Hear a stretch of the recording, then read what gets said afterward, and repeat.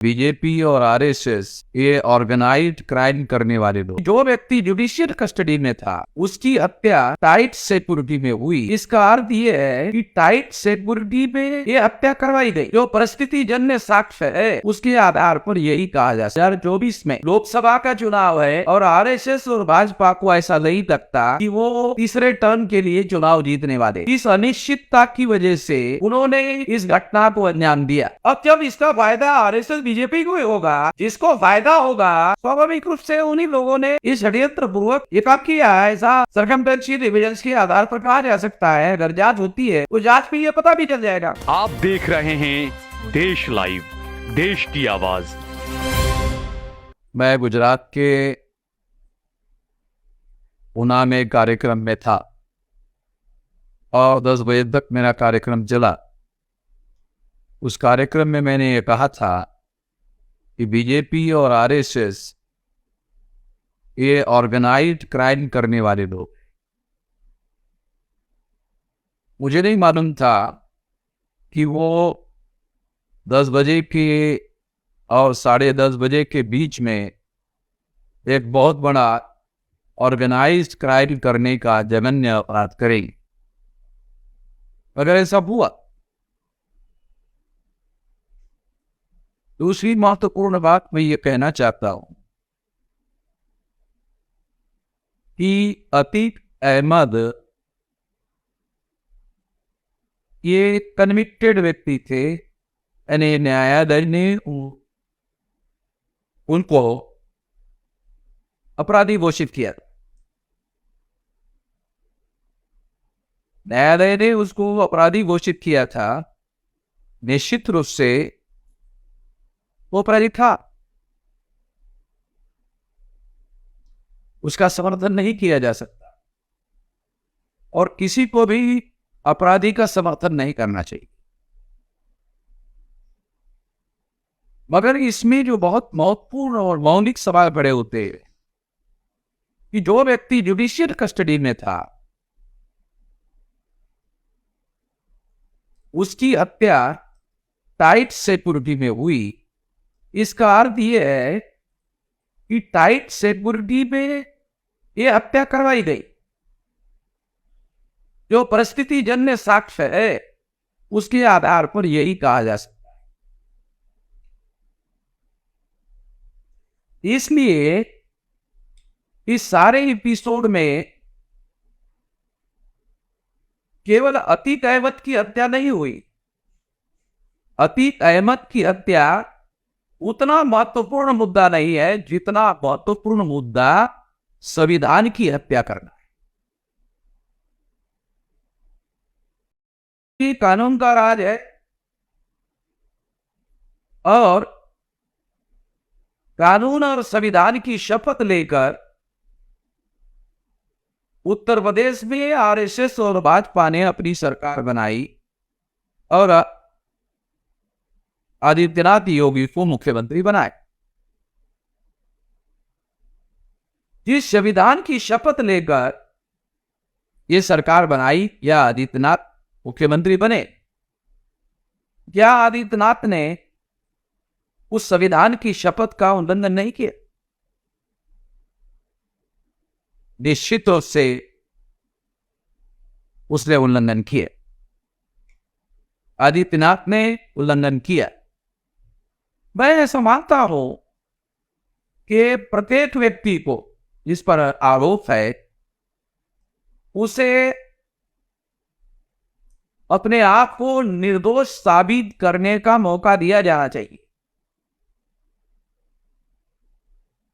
और ये निर्दोष साबित करने का जो मौका है ये कानून और संविधान के दायरे में प्रत्येक नागरिक को उपलब्ध है। ये अधिकार और ये अधिकार जो उपलब्ध है ये कानून और संविधान के दायरे में शासन चलता रहेगा, वो ही उपलब्ध होगा।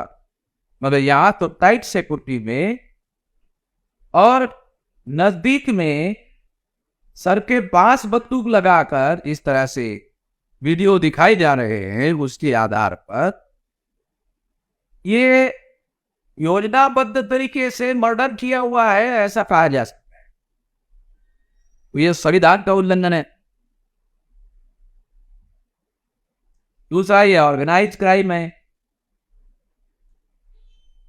तीसरा, ये सवाल खड़ा होता है कि आखिर ये क्यों किया गया। तो मेरा ऐसा मानना है कि 2024 में लोकसभा का चुनाव है और आरएसएस और भाजपा को ऐसा नहीं लगता कि वो तीसरे टर्म के लिए चुनाव जीतने वाले। इस अनिश्चितता की वजह से उन्होंने इस घटना को अंजाम दिया, और जिस तरीके से अंजाम दिया और जिस तरह से सारे देश के चैनल वाले उस लाइव टेलीकास्ट दिखा रहे हैं, सारे देश के लोग उसको देख रहे हैं, रिपीटेडली सारे देश भर में देख रहे हैं। इससे सिद्ध होता है कि ये सारा एपिसोड हिंदू मुसलमान का ध्रुवीकरण करके 2024 के चुनाव में चुनाव जीतने के लिए ये सारा षड्यंत्र किया। इसके पीछे और एक बड़ा षड्यंत्र ये है, एससी एसटी ओबीसी के लोग जब उस सामाजिक रूप से ज्यादा जागृत होते हैं तो वो आरएसएस बीजेपी के विरोध में होते हैं, और जब वो आरएसएस बीजेपी के विरोध में होते हैं तब वो उनको वोट नहीं दे सकते। तो स्वाभाविक रूप से है एससी एसटी ओबीसी को प्रतिक्रिया में हेतु बनाकर वोट लिया जा सकता है, उसके लिए मुस्लिम के विरोध में कोई बड़ी प्रतिक्रिया निर्माण करना जरूरी होता है। अतीक अहमद की हत्या बड़ी प्रतिक्रिया मुस्लिम विरोध में निर्माण करने के लिए ये की गई हत्या है, और हिंदू मुसलमान के थ्योरी पर अरे सर बीजेपी के लोग कहते हैं, कोई दूसरे लोग तो काम करते हुए दिखाई नहीं दे रहे। जब दूसरे लोग काम करते दिखाई नहीं दे रहे तो इसका मतलब यह है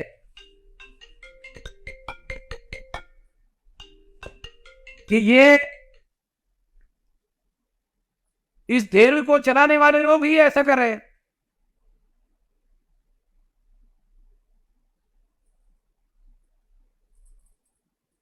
दो 2024 के चुनाव में इसका फायदा और इसे बीजेपी को होगा। अब जब इसका फायदा आरएसएस बीजेपी को होगा, जिसको फायदा होगा, स्वाभाविक रूप से उन्हीं लोगों ने इस षड्यंत्र पूर्वक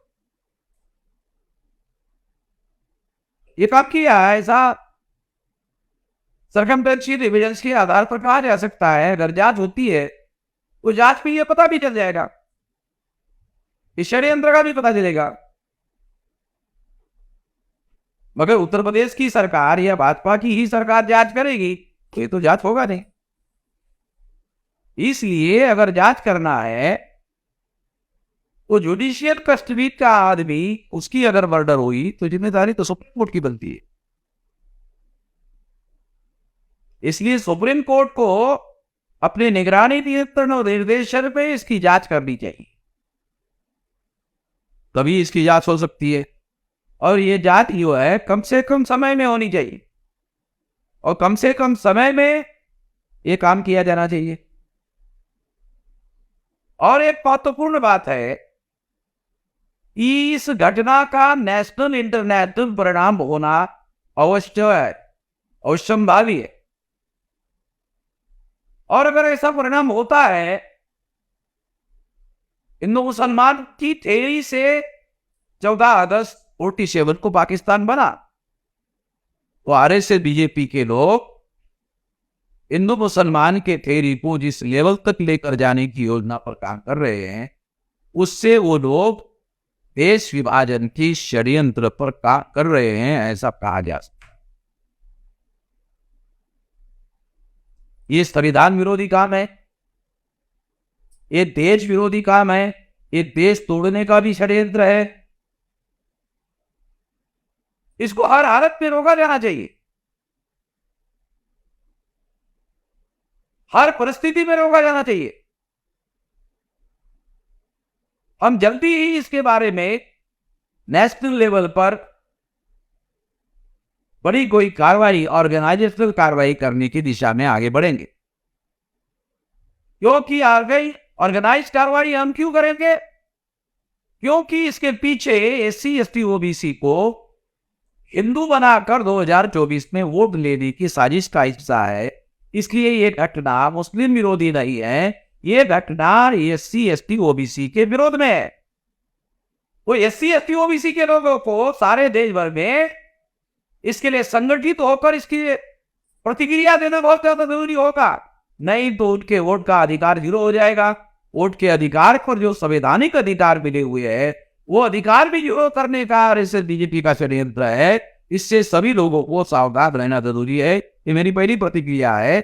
इस पर हम लोग ऑर्गेनाइज आंदोलन करने की दिशा में जल्दी ही मैं घोषणा करूंगा। मैं इस मौके पर इतना ही कहना चाहता हूं। धन्यवाद।